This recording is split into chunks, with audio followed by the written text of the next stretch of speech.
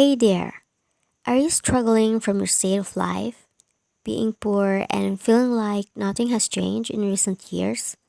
Don't feel saddened, don't feel frustrated, nor dismayed. I'm sure that God brought us up together to initiate change for your life. Sorry if this intro is long, but treat me as a person talking to you right now, using this platform as a method of communication to motivate you. I am so glad that you've stumbled upon this video so we could learn what rich people think and do to make them wealthy and make them retire early. This is the best selling book of all time, entitled The Rich Dad, Poor Dad by Robert T. Kiyosaki, which is summarized by Alyssa Burnette. So sit back and relax as I read this book for you.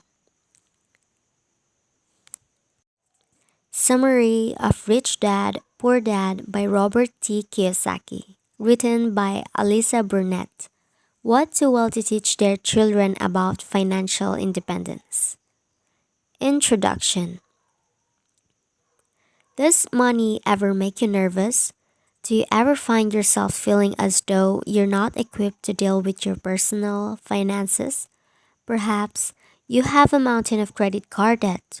Or maybe you're so afraid of getting into debt that you've never opened a credit card at all, even though you really need to build credit. No matter what your particular problem is, discomfort with your personal finances can create a host of crippling limitations. The authors observe that our mindset is the first and most significant of these limitations. That's because we often set ourselves up for failure by telling ourselves things like, I'm not smart enough to manage money, or that's just too confusing, I can't figure it out. The author observes that our experience with financial education is often the core of these insecurities. And sadly, the financial education that most people receive is woefully inadequate. Schools are more concerned with cramming our minds full of algebraic equations to teach us about a credit score, and our parents may feel just as lost as we do when it comes to money management, so they are ill equipped to teach us themselves. In the author's experience, this lack of education highlights an appalling class divide that must be addressed if you want to improve our access to financial education. And over the course of this summary, we'll use the author's personal experience as an investment banker to illustrate the variation between what rich and poor people teach their children about money. Explore your money motivations. The author's experience has shown him that when it comes to money, people are motivated by one of two things: greed or fear. We aren't always aware of these feelings, but if we don't make a conscious effort to think about how we manage our money, these emotions can instinctively drive our decisions. To put this theory to the test, the author invites us to imagine a hypothetical scenario. Let's say you just started a new job with a massive pay raise. Sounds awesome, right? But is the next step deciding what to do with the money? That determines how awesome your financial future will be. So, as you contemplate this scenario, what do you think would be the right thing to do? Should you buy a new house and make it as close to your dream house as possible? Should you buy a new car, nicer clothes, or any of the other fashionable accoutrements that would make your life appear more glamorous? Or should you invest in something like stocks and bonds? The author's research indicates that this is where the class divide really comes into play. Wealthy people teach their children to hang on to their wealth, even if that means redistributing it a bit by investing in stocks. The people who make this choice understand that even if you're parting with a little bit of your wealth in the short term, those investments will make you more money in the long run, and that makes it a good choice. However, people who have less financial education are unlikely to make choices that would secure a solid financial future for themselves. Although wealthy parents teach their children that investments are a very real and viable option, other people lack that kind of comfort with stocks and bonds. For people who were not born into wealth, stocks seem almost as fictitious and unrealistic as unicorns. People in this position might not know a great deal about investments, and as a result, they feel uncomfortable with the topic. They might not know what constitutes a good investment, and they might worry that investing will cause them to lose money. So, in a fearful bid to keep their money safe, they spend it on more tangible things like property and cars. These purchases might be flashy and cool. They might seem more solid and secure because you can literally see where your money is going. But unlike investments, your new house or new car will never make you money. In fact, they simply suck your newfound wallet right out from under you. And that's why the key takeaway from this chapter is to avoid falling prey to the common temptations that overwhelm financially ignorant people. Your feelings might tell you that a new house is a better purchase, but feelings can lie. So, if you want to acquire and maintain your wealth, it's important to identify the emotional factors that motivate your relationship with money and then learn to ignore them.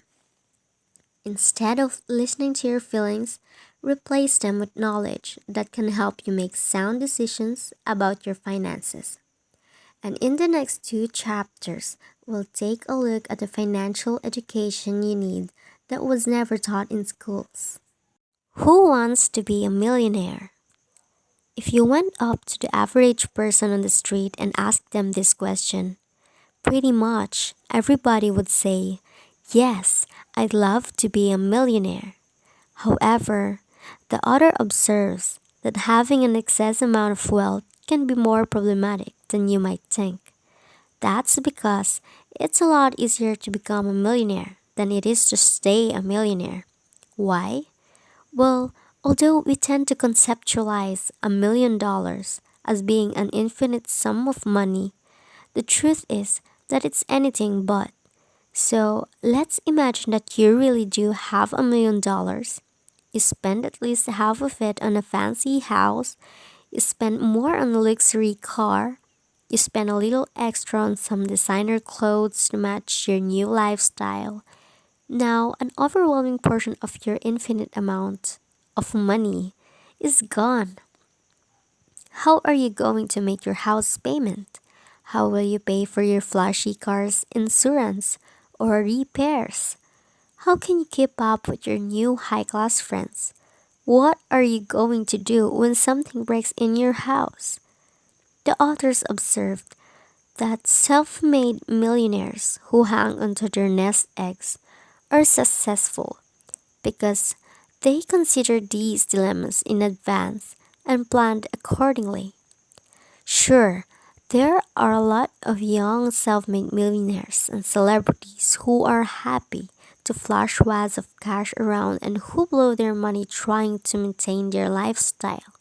But these are the folks who quickly run out of cash. By contrast, the millionaires who make few expensive purchases and control their budgets carefully are able to hold onto their wealth for a long time to come.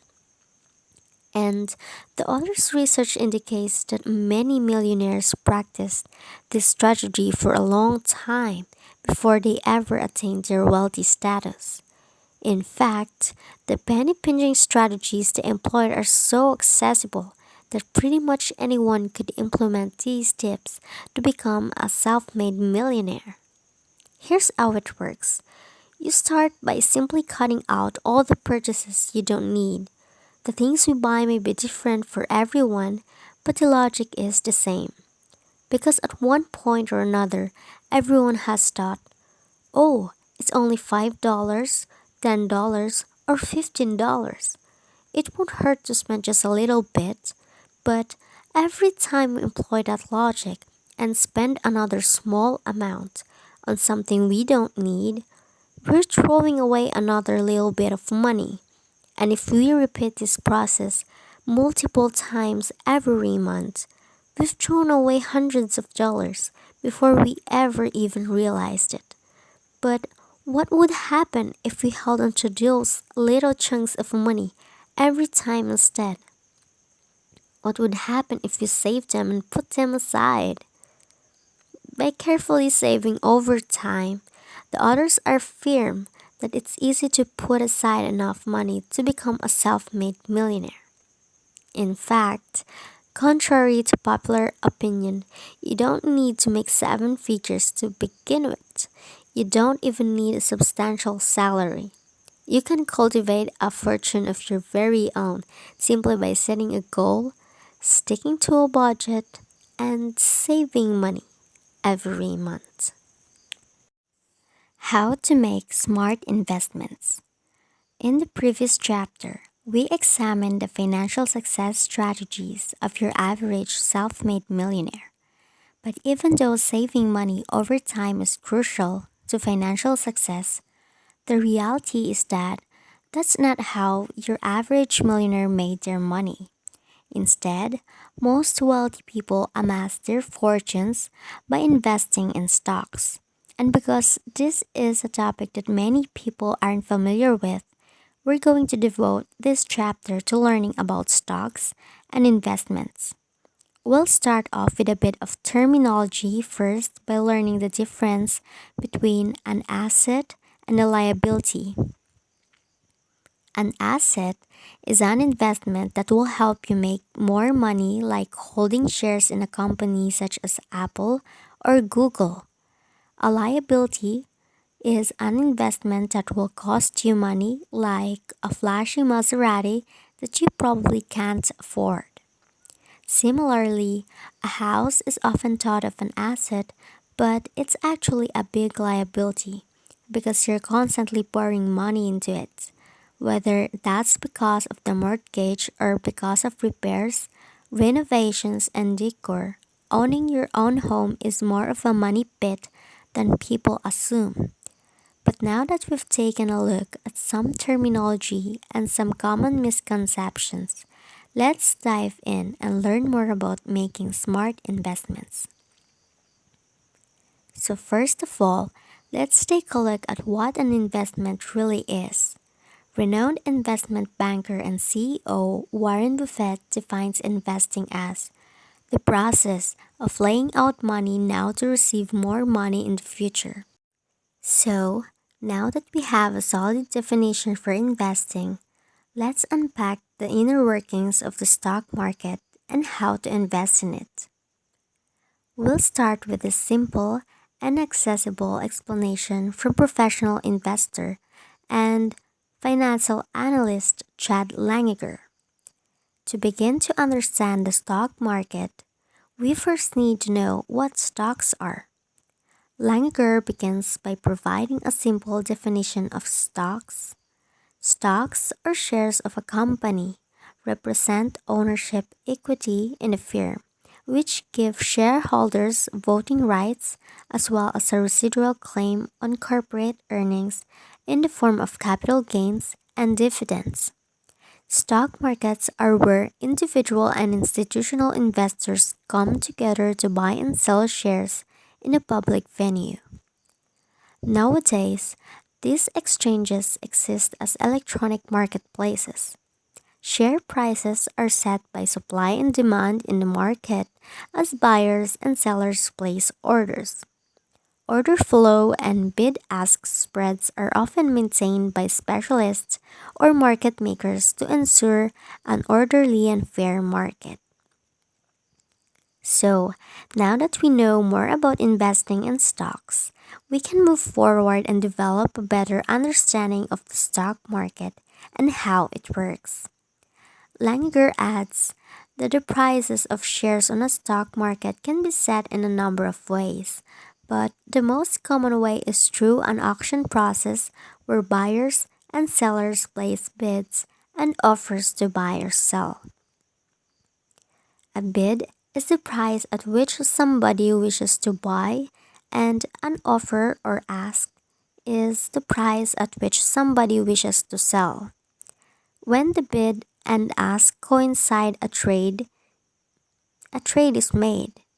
The overall market is made up of millions of investors and traders who may have differing ideas about the value of a specific stock and thus the price at which they are willing to buy or sell it.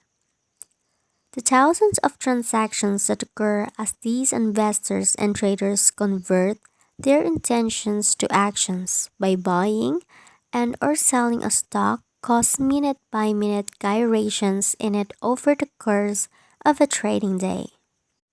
A stock exchange provides a platform where such trading can be easily conducted by matching buyers and sellers of stocks. For the average person to get access to these exchanges, they would need a stockbroker. This stockbroker acts as the middleman between the buyer and the seller. Getting a stockbroker is most commonly accomplished by creating an account with a well established retail broker. This explanation helps us to understand how the stock market works and how the average person can buy and sell stocks. But this information doesn't tell us why someone would want to invest in the stock market if it's so complicated and unstable. Why would anyone want to put their money in the stock market? The short answer is that when you make smart investments, you can make a lot of money. Langer explains that numerous studies have shown that over long periods of time, stocks generate investment returns that are superior to those from every other asset class. Stock returns arise from capital gains and dividends. A capital gain occurs when you sell a stock at a higher price than the price at which you purchase it. A dividend is the share of profit that a company distributes to its shareholders. Dividends are an important component of stock returns since 1956. Dividends have contributed nearly one-third of total equity return, while capital gains have contributed two-thirds. While the allure of buying a stock similar to one of the fabled FANG Quintet, Facebook, Apple share abbreviation is AAPL if you're interested in buying stock in this company. Google parent Alphabet Incorporated at a very early stage is one of the more tantalizing prospects of stock investing. In reality, such home runs are few and far between. Investors who want to swing for the fences with the stocks in their portfolio should have a higher tolerance for risk. Such investors will be keen to generate most of their returns from capital gains rather than dividends. On the other hand, investors who are conservative and need the income from their portfolios may opt for stocks that have a long history of paying substantial dividends. This explanation helps us to understand the inner workings of the stock market. It also helps us to see why people invest in the stock market and why making smart investments is the key to building your own fortune. And lastly, we can see how a lack of financial knowledge can pose a significant barrier in a person's quest for making smart investments and building a personal fortune. Because insider knowledge about the stock market is common for many wealthy parents, they are able to pass this knowledge on to their children and encourage them to feel comfortable with the stock market. Therefore, the author asserts that everyone, regardless of their socioeconomic background, ought to possess this knowledge if they want to cultivate financial success. Final summary. The author's personal experience has shown him that the socioeconomic divide between rich and poor parents has created a disparity in financial education.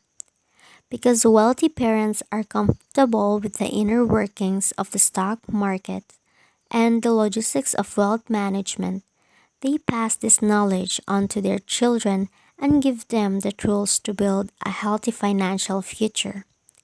Children of poor parents lack this education and suffer as a result. So, the author uses his experience to craft so the author uses his experience to craft a roadmap to financial success by explaining the basics of the stock market, identifying the difference between an asset and a liability, and providing examples of smart investments.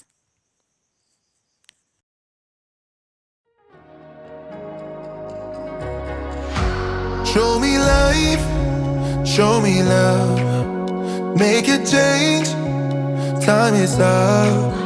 We can wait for better days, but the days won't come. Show me life, show me love, show me life, show me love, make a change, time is up. We can wait for better days, but the days won't come. Show me life, show me love, this is all we got. Show me life, show me love, this is all we got. Show me love, show me love, this is all we got. Show me love, this is all we got. Show me love, this is all we got. Show me love, show me life, show me love, this is all we got. Sometimes life will push you down, make you fall onto the ground, but I know you will turn it around. Oh, this is all we got, and I know you'll make mistakes, get interference and lose your way. Find the light when it rains. Oh, this is all we got.